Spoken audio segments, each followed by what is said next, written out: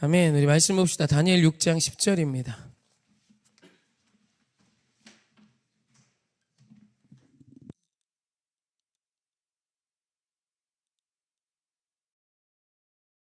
다니엘 6장 10절 말씀.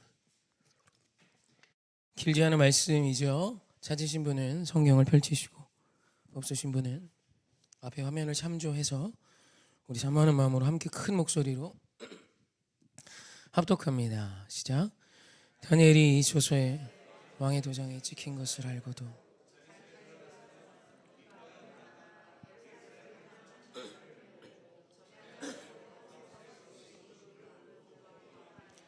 그 하나님께 감사하였더라.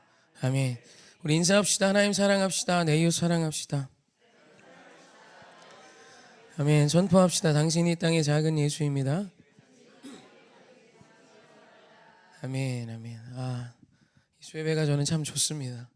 이렇게 정신없이 예배를 향해 달려오신 우리 사랑하는 성도님이 너무 좋고, 또 온라인으로도 16분, 많게는 20분까지도 들어오실 때가 있기도 하고, 아무튼 온라인으로도 이렇게 열심히 예배 드리시려 해서 고맙습니다. 오늘 또 예배를 통해 하나님의 큰 은혜 받고 돌아가십시다. 다시 한번 죄송한 거는 제가 좀 기침을 해서 죄송합니다. 몸이 그렇게 크게 안 좋고 그런 건 아니고, 월요일은 조금 많이 안 좋았는데 금방 또 좋아지더라고요. 기도 덕분에, 무엇보다 하나님의 은혜 덕분에. 그래서 좀 기침만 좀 양해해 주시면 잘할 수 있습니다. 네. 그래서 귀한 말씀 우리 함께 나눴으면 합니다. 오늘 다니엘 이야기, 다니엘이 사자굴에 들어가는 사건의 전말이 기록되어 있고, 그 사자굴에 들어가는 사건에 다니엘의 정함, 다니엘의 선택이 나오는 말씀입니다. 많이 읽으면 좋지만 그냥 다 아는 말씀일 수 있어서 제가 잠깐 정리만 합니다. 이때는 페르시아 다리오 왕 때입니다. 바벨론 느부갓네살 왕 때 이스라엘이 무너지고 페르시아 다리오 왕 때 이야기예요. 지금 이때 다니엘의 나이는 80이 넘은 노년으로 이야기합니다. 그러니까 오늘 죽어도 이상하지 않을 만큼 장수했고 그는 이미 노년의 할아버지예요. 그런 그가 이제 페르시아 다리오 왕 때 엄청난 신임을 받죠. 사실 대단한 것은 바벨론 정권 때부터 바벨론 제국이 무너지고 페르시아 제국이 들어서서 그 페르시아 그 모든 통치 시즌 동안 다니엘이 압도적인 영향력을 발휘하며 포로 출신 다니엘이 바벨론을 지나 페르시아 왕조까지 하나님의 영광을 드러냈다는 것이 실로 위대하고, 사실 성경이 기록한 어떤 정치적인 어떤 승리자 중에 아주 대단한, 요셉보다 더 대단한, 사실 다윗보다 어쩌면 적국이자 원수의 나라에서 포로 신분으로 이와 같은 엄청난 일을 했고, 다니엘이 있었기 때문에 포로된 이스라엘이 바벨론 제국 때에도 페르시아 때에도 사람답게 살 수 있었던 많은 은혜들이 있었고, 또 이 다니엘이 있었기 때문에 또 이스라엘에도 하나님 행하신 놀라운 일들의 도구로 다니엘을 쓰셨었으며, 무엇보다 다니엘을 통하여 하나님의 주권과 통치가 바벨론 페르시아를 넘어 온 우주를 다스리시는 하나님의 주권을 나타내는 아주 중요한 역할을 했던 믿음의 용사이자 용장이자 믿음의 사람이 다니엘입니다. 오늘 이 사건은 페르시아 다리오 왕 때, 당시 페르시아 왕이었던 다리오가 3명의 총리를 가지고 페르시아 전국을 다스렸습니다. 그러다가 다니엘이 워낙 압도적이고 다니엘을 총애하게 되므로 다니엘에게 이 모든 나라의 다스림을 내어주려고 했던 그때예요. 다니엘 6장 3절 말씀 한번 볼까요? 함께 합독합시다. 시작.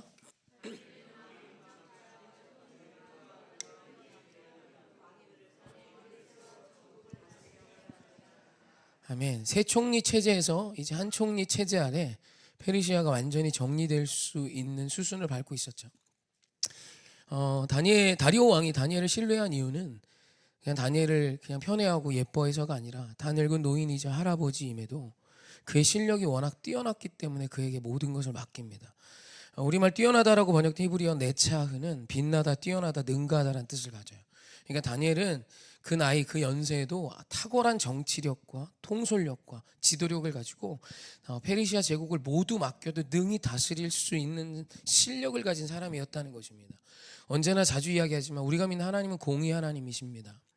실력도 없는 자에게 하나님의 자녀라는 이유로 아무 자리나 막 주시는 분이 아니에요. 믿음은 공의로우신 하나님을 신뢰하며 하나님과 함께 나를 준비하는 자들이에요. 부디 그와 같은 실력 있는 자들이 되기 원하고, 오늘 또 이 젊은 세대가 오늘 온라인으로 현장에서도 예배하고 있는데 준비하셨으면 좋겠어요. 하나님 쓰십니다. 할렐루야. 하나님 그 실력 그대로, 아니 그 이상을 쓰시는 하나님이시니까 우리 공의로 오신 하나님 앞에 준비하여 뛰어난 자로 준비되기를 주님의 이름으로 축원합니다. 근데 오늘 이제 중요한 것은 이 다니엘을 시기하는 사람들이 있었겠죠. 이미 출신도 포로 출신이고 페르시아 오리진도 아니고 아무것도 아닌 저게 지금 페르시아 전체를 통치하게 생겼어요. 당연히 정치적인 이권 개입이 있고 정치적인 갈등이 있고 여러 프레임들이 씌워졌겠죠. 예나 지금이나 정치판은 비슷합니다. 사람의 야욕과 욕망과 욕심이 가득한 그곳, 권력을 탄찰하기 위해 사람도 죽였던 그 시절, 사실 지금도 실제로 사람을 죽이진 않지만 신비하게도 진짜 죽어가는 사람들도 있지만, 아무튼 예나 지금이나 정치권은 힘든 곳입니다. 그럼 그때에 이 나라를 다스려 3권으로 분리해서, 3권 죄송합니다, 3명이 페르시아를 이렇게 나누어서 분리해서 통치하던 그때에 한 사람 다니엘이 모든 것을 다스리려 한다면 남은 둘이 당연히 반발하겠죠. 그죠? 근데 되질 않는 거예요. 실력적으로 밀립니다. 도무지 다니엘을 능가할 길이 없어요. 그러자 꼼수를 쓰기 시작합니다. 정치적으로 다니엘을 매장하기 위해 다니엘이 뒷조사를 해요. 다니엘에게 흠이 뭐가 있나? 다니엘에게 문제가 뭐가 있나? 정치 생명으로 끊어낼 게 있으면 그 사돈의 팔촌까지라도 뒤져서, 그의 아내면 아내, 아버지면 아버지, 어머니면 어머니 다 뒤져서 정치권과 전혀 상관없는 이야기들 해설해도 끌어내리려고 하죠. 지금 정치판과 비슷하겠죠? 그런데 없어요. 말씀 한번 볼까요? 4절 말씀입니다. 함께 4절 말씀, 6장, 다니엘 6장. 안 좋나요? 제가 읽습니다. 이에 총리들과 고관들이 국사에 대하여 다니엘을 고발할 근거를 찾고자 했으나 아무 근거, 아무 허물도 찾지 못하였으니 이는 그가 충성되어 아무 그룹됨도 없고 아무 허물도 없음이었더라. 그래서 다니엘을 털었는데 먼지가 안 나와요. 그러자 이 세 사람, 이 사람들이, 이 권력자들이 취한 계책이 뭐냐면, 다니엘을 유심히 보니 그가 매일 기도를 한단 말이에요. 그게 약점으로 보였습니다. 저거를 올무로 걸어서 죽여야 되겠다. 그때는 신정 합일 체제였죠. 황제가 신적 권위를 갖던 시대, 그 다리오 왕에게 신하들이 달려가 청을 합니다. 왕은 왕 중의 왕이시고 신 중의 신이십니다. 앞으로 한 달 동안 왕의 어떤 신과 사람에게도 어떤 예배도 어떤 기도도 하지 못하게 하소서. 그리하여 왕권을 공고히 하시고 왕의 왕되심을, 왕의 신되심을, 신 중의 신이심이 왕이심을, 황제이심을 보이소서. 그 말에 다리 황제가 너무 좋아요. 그래서 조서에 어인을 찍습니다. 그리고 공표해요. 앞으로 30일간 누구도 나 외에 다른 어떤 신, 어떤 사람에게도 기도하면 죽는다, 사자굴에 집어던진다 라는 내용이죠. 그리고 그 내용을 들었던 다니엘의 선택이 오늘 우리가 본 10절 말씀입니다. 10절 말씀 우리 한번 더 같이 읽어봅시다. 함께 다니엘의 선택을 한번 읽어봅시다. 시작. 다니엘이 조서에 왕의 도장이 찍힌 것을 알고도 자기 집에 돌아가서는 윗방에 올라가 전에 하던 대로 하루 3번씩 무릎을 꿇고 기도하여 그의 하나님께 감사하였더라. 아멘. 오늘 우리가 너무 잘 아는 이 다니엘의 이 사건, 다니엘의 선택을 통해 우리가 좀 은혜 받았으면 좋겠어요. 다니엘은 왜 이런 선택을 했을까? 그리고 다니엘이 이 선택을 통해 승리합니다. 완전히 승리해요. 할렐루야. 그 정적들을 싹 정리해버립니다. 도대체 어떤 능력이 여기에 숨어있던 것인가를 우리가 좀 깨닫고 은혜 누리고 여러분의 선택도 이와 같기를 주님의 이름으로 축원합니다. 많은 사람들이 다니엘이 이 선택을 미련하다 생각합니다. 사람의 눈에는 그래 보여요. 왜냐하면 죽으니까. 그동안 쌓아올린 포로로 끌려온 그가 지금 전 페르시아를 다스릴 그 엄청난 권세를 지금 이미 눈앞에 두고 있어요. 그런데 지금 요 30일을 못 참아내고 사자굴에 던져지면 죽는 겁니다. 많은 사람들이 이야기하겠죠. 많은 사람들이 선택할 겁니다. 하나님 아시지? 그동안 네가 했던 거 아시지? 그러니 너의 오늘 선택 중에 이 30일만은 기도하지 않았으면 좋겠어. 아마 대부분 100 중에 100은, 아니 100 중에 전부가 그러지 않을까요? 99가 아니라 전부가 아마 다니엘을 좋아하고 다니엘을 아낀다면 이야기할 거야. 30일만 참아라. 30일만 참아라. 그런데 다니엘의 선택은 그렇지 않았어요. 그 30일을 참지 않았고요. 하루도 참지 않고 전에 하던 대로 예루살렘을 향한 창을 열고 하루 3번 기도합니다. 창이라도 좀 닫지, 이불이라도 좀 뒤집어 쓰지, 골방에라도 좀 들어가서 기도하지. 다니엘은 내가 오늘 기도하고 있음을 만방에 선포하고 사자굴에 들어갈 각오를 한 거예요. 여러분, 우리는 이 선택을 미련하다 선택합니다. 그런데 여러분, 그렇지 않습니다. 여러분, 다니엘이 이 30일을 기도하지 않고 지나서 살았어요.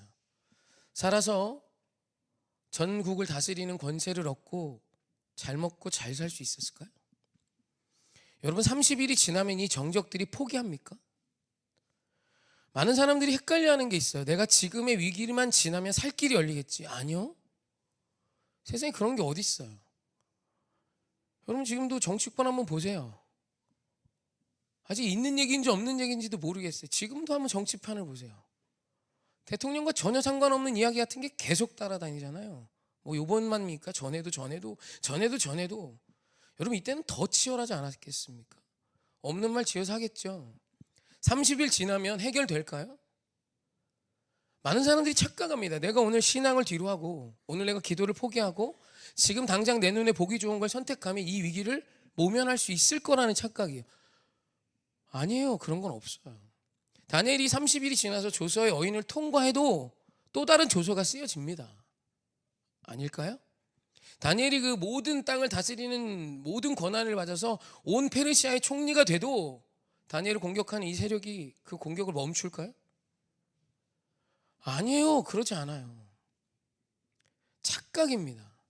오늘 내가 신앙을 잠시 뒤로 하고 직장의 자리에서 만남의 자리에서 예수 그리스도를 믿는 그것이 내 계산의 손해가 되고 이런 고백을 했을 때 오늘 내 삶에 마이너스가 될 것 같은 그때에 그 위기를 모면하기 위해 신앙을 감추고 기도의 자리를 포기하고 하나님께 나아감을 포기하는 건 문제 해결의 근원, 문제를 해결할 수 있는 힘이 되지 않아요. 절대로. 다니엘은 멍청이가 아닙니다. 다니엘은 알고 있었어요. 내가 오늘 30일을 기도하지 않고 사자굴에 들어가지 않아도 나는 또 사자굴에 들어갈 일이 계속 만들어질 거예요. 그런 일은 계속 반복될 겁니다. 정치할 수 있을까요? 다스릴 수 있습니까? 페르시아를 아무리 잘 다스리고 싶어도 이런 나를 방해하는 자가 계속 나를 고발하고 없는 죄도 뒤집어 씌우고 어렵게 하는 이 과정이 계속 반복되면 다니엘은 통치할 수 없는 거예요. 그래서 다니엘은 승부수를 건 겁니다. 뭘로요? 내 믿음. 하나님이 내게 주신 이 기도 앞에 하나님의 능력을 신뢰하며 하나님과 함께 이 일을 완전히 해결하는 것에 승부수를 띄운 거예요. 그러니까 다니엘의 기도는 전술이었고 전략이었고 최고의 지혜였으며 능력이었다는 것입니다. 많은 미련한 자들이 이걸 반대로 생각해요. 하나님 우리에게 기도를 주신 것, 예배를 주신 건 능력입니다. 전술이고 전략이에요. 최고의 상책입니다. 그런데 많은 자들이 예배 드림이 기도함이 미련한 건 줄 알아요. 세상이 볼 땐 미련해 보일지 모르지만 십자가의 도가 세상에서 미련한 걸지 모르지만 십자가의 도는 하나님의 능력이래요. 그럼 이 얘기는 뭡니까? 능력이란 뜻이에요. 모든 세상의 어떤 것보다도 더 큰 하나님의 능력이 십자가의 도야 라는 거잖아요. 그럼 뭘 선택하라는 겁니까? 어떤 상황에서도 십자가의 도를 선택함이 승리다라는 것입니다. 여러분 타협하는 인생이 한 번 타협하기 시작하면 계속 금요한 그 꼴로 삽니다. 절대로 앞으로 나아갈 수 없어요. 기쁨도 없고요. 타협하며 신앙을 포기하며 오늘 내가 진짜 하나님 주신 사명을 포기하며 그저 나타난 현상을 부여잡기 위해 나아가는 인생엔 참 감사도 있을 수 없습니다. 여러분 기도는 최고의 승부수예요. 하나님 오늘 우리에게 주신 이 믿음의 결정은 최고의 승부수입니다. 여러분 꼼수대로 살아봤잖아요. 가정이 잘 풀려요? 내 자녀가 진짜 잘 커요? 내 인생의 문제가 내 꼼수와 내 지혜로 해결해 보니 돼요? 문제는 계속 더 쌓입니다. 결국에는 나중에는 어떻게 감당할 수가 없어요. 제가 어제 청년 둘을 앉혀놓고 그런 얘기 했어요. 여러분 청년들은 50대 60대들을 존경하기가 어렵습니다. 왜냐하면 50대 60대쯤 되면 이제 안 들키면 된다 식으로 사는 분들이 많아요. 동의해요? 어른들은 많이 그러고 삽니다. 왜냐하면 어른들도 10대 20대 때는 순수했어요. 도덕적이고 윤리적이었다고요. 근데 이런 것들이 살다 보니 조금씩 타협하기 시작하고 무너지기 시작합니다. 그래서 40이 되고 50이 되고 60이 되면 이제 들키지 않은 무슨 짓을 하는 사람이 돼 있어요. 동의하십니까? 그럼 내 자식이 그걸 봅니다. 그래서 젊은 20대 내 아들, 딸이 부모를 존경하지 않아요. 왜? 내 부모는 믿음은 있다 말하지만 믿음이 있지 않거든요. 이제 50대 60대 된 내 부모는 수단과 방법 가르지 않아요. 내가 오늘 나에게 조금이라도 더함이 되는 거짓말도 하라 가르치고요. 양심이 없어요. 이제 50대 60대쯤 되면 가정도 못 지킵니다. 여러분 10대 아이들에게 음란한 거와 50대 음란은 수준이 다릅니다. 누가 더 더럽고 추합니까? 50대가 훨씬 더럽습니다. 왜요? 인생을 살다 보니 이제는 더 이상 지킬 수 있는 힘이 없는 거예요. 그냥 상황과 환경에 늘 타협하며 살다 보니 나중엔 깨끗함, 정결함, 순결함 따위는 40대, 50대 인생에서 찾을 길이 없는 겁니다. 그러니까 되는 대로 사는 거예요. 되는 대로. 그래도 한 20대들은요, 소망이 있어요. 꿈이 있어요. 아직 세상의 더러움이 뭔지 모릅니다. 그래서 젊은 애들이 어른을 보며 존경하는 게 진짜 어렵습니다. 왜? 깨끗한 50대 찾기 어려워요. 깨끗한 60대 찾기는 하늘의 별 따기고요. 노년의 때 이르러서도 그의 삶이 순결하고 거룩하고 털어서 먼지가 안 나는 다니엘과 같은 어른이요? 여러분 보신 적 있어요? 그냥 그러려니 하고 지나갑니다. 아내가 아닌 다른 여자 바람을 피는데 그러려니 하고 지나갑니다. 술 취함과 방탕함이 있고 내 부모를 버리고 내 자식을 버리고 이제는 가족과 만남을 갖지도 못하는데 그냥 그러려니 지나갑니다. 20대는 상상도 못할 일이에요. 어떻게 이렇게 망가질 수 있지라는 그것이 50대가 되면 문제도 아니에요. 그냥 다 그렇게 사니까. 여러분 이걸 두려워하셔야 돼요. 인생이 얼마나 추잡해지고 더러워지냐면 진짜 나이가 들어 노년이 되면 이젠 감당을 얘기를 하지 못해요. 내 삶의 어떤 이면을 보여줄 수가 없는 인생이 되어버립니다. 이게 수치예요. 나라 돈이라 그러면 수단과 방법을 가리지 않고 다 차지하려고 그러고요. 공짜라 그러면 그냥 뭐 아무것도 없습니다. 그냥 다 차지하려고 그러고요. 여러분 절충과 타협으로 사는 인생의 말년은 수치스럽습니다. 내 자식도 나를 알아요. 여러분 우리는 하나님이 내게 주신 거룩한 그 순결함과 기도와 예배와 하나님의 약속의 말씀이 전략과 전술이 되는 인생이 되셔야 돼요. 젊은 시절부터 지켜내십시오. 할렐루야. 그렇지 않아요? 40대 50대에게 술 먹는 게 문제나 됩니까? 술 먹고 좀 여자하고 만나서 노는 게 문제나 됩니까? 20대들 붙들고 물어보면 그런 짓 잘 안 합니다. 자기 애인 두고도 결혼 안 했는데 다른 애인 만나는 것도 가슴 아파요. 여러분 이건 우리가 지켜줘야 되는 거예요. 할렐루야. 그러기 위해서 여러분 절충과 타협이 아닌 하나님이 오늘 내게 주신 거룩한 말씀이 답이 되어 살아가는 자가 되십시오. 돈이 된다고 믿음을 뒤로 하지 마세요. 돈이 된다고 타협하며 신앙을 절충하며 살지 마십시오. 그건 다니엘이 죽을 수밖에 없었던 일이 되는 거예요. 진짜 죽는 것입니다. 다니엘이 승리할 수 있었던 비결은 그가 기도를 전략과 전술이며 최고의 하나님의 지혜임을 믿었기 때문입니다. 할렐루야. 진짜 슬픈 이야기가 있어요. 사역자인데 사역자의 자녀가 사역자인 그 부모를 싫어해요. 너무 가슴 아픈 일 아닙니까? 그럼 포기합니까? 아니죠. 이제라도 내 자녀에게 신뢰를 줄 수 있는 사역자가 돼야죠. 이제라도 일어서세요. 부끄러움을 알고 이제는 아름다운 사람으로 우리의 삶을 갖고 가셔야 합니다. 늦지 않았어요. 할렐루야. 아멘. 우리 도전하십시다. 둘째, 다니엘이 기도를 포기하지 않은 것은 승리의 출처가 하나님임을 믿었기 때문입니다. 여러분 승리는 하나님께로부터 오는 거예요. 세상이 말하는 승리는 잠깐의 안녕입니다. 잠깐의 편안함이에요. 하나님으로부터 평안과 샬롬이 에이레네가 평강이 임하는 것입니다. 여러분 이 출처를 아셔야 합니다. 좋은 것은 하나님께로 오는 거예요. 하늘로부터 임하는 것입니다. 오늘 우리에게 새날을 주신 분은 하나님이십니다. 여러분 이걸 알고 하나님께 가십시오. 하나님께 나아가는 것이 가장 큰 지혜예요. 다니엘은 승리의 출처를 알았어요. 느부갓네살? No. 다리오 왕? No. 어떤 저들의 전략과 전술 사람이지? No. 오늘 나를 여기까지 높여주신 분은 하나님의 능력임을 명확하게 알았기 때문에 그는 하나님께로부터 멀어지는 결정을 하지 않은 거예요. 왜요? 승리는 아버지께 있다는 거예요. 여러분 좀 더 지혜롭게 계산하세요. 멍청한 계산하지 마시고 하나님께 승리가 있음을 믿고 십자가적으로 사세요. 승리는 거기에 들어있는 것입니다. 할렐루야. 여러분 하나님이 승리의 전부이시고 생명의 본질이시고 능력의 본질이세요. 그분이 여호와 니시 승리 하나님이시고 여호와 라파 치유 하나님이세요. 할렐루야. 그런데도 오늘 우리는 승리의 출처가 세상 어딘가에 있는 줄 알아요. 나의 지혜 어딘가에 있는 줄 알아요. 사람의 어떤 무엇에 내 승리가 있는 줄 알아요. 아니에요. 돈에 있지 않아요. 하나님께 있어요. 이걸 믿었기 때문에 다니엘은 기도의 자리로 나아간 겁니다. 30일 아니 단 하루도 나는 하나님께로 멀어지는 일 하지 않아. 왜냐하면 이것이 그의 인생의 가장 큰 지혜였기 때문이에요. 할렐루야. 다니엘이 마지막까지 기도할 수 있었던, 끝까지 기도할 수 있었던 이유는 그는 그의 신앙을 원칙으로 세워갔기 때문이에요. 많은 그리스도인들이 신앙생활을 감정으로 합니다. 오늘 좀 마음이 동하면 기도하러 오고, 오늘 좀 날이 좋으면 기도하러 가고, 날이 좋아서, 날이 흐려서, 오늘은 비가 와서, 눈이 와서 뭐 이런 식으로 살아요. 원칙이 없어요. 그럼 여러분 한번 따져보십시오. 기도 어느 날 은혜 받은 날 한두 시간 합니다. 제 얘기 많이 해요. 365일로 평균 내보세요. 하루 몇 분 하세요? 그럼 평균이 나와요. 여러분, 원칙을 세우고 기도하는 자가 기도합니다. 다니엘이 진짜 매력적인 게 뭐냐면 이런 고백을 해요. 이 큰일이 일어났지. 지금 자기가 사자굴에 빠져 죽을 수 있는, 사자의 밥이 될 수 있는 위기인데 그의 선택이 뭐예요?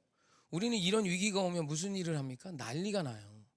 전화통도 붙들고 여기저기 막 왔다 갔다 하고 사람도 찾고 정신이 하나도 없어요. 근데 다니엘은 어떻게 합니까? 다시 원칙 지키는 거예요. 전에 하던 대로. 오늘 말씀 다시 한번 볼까요? 10절 말씀.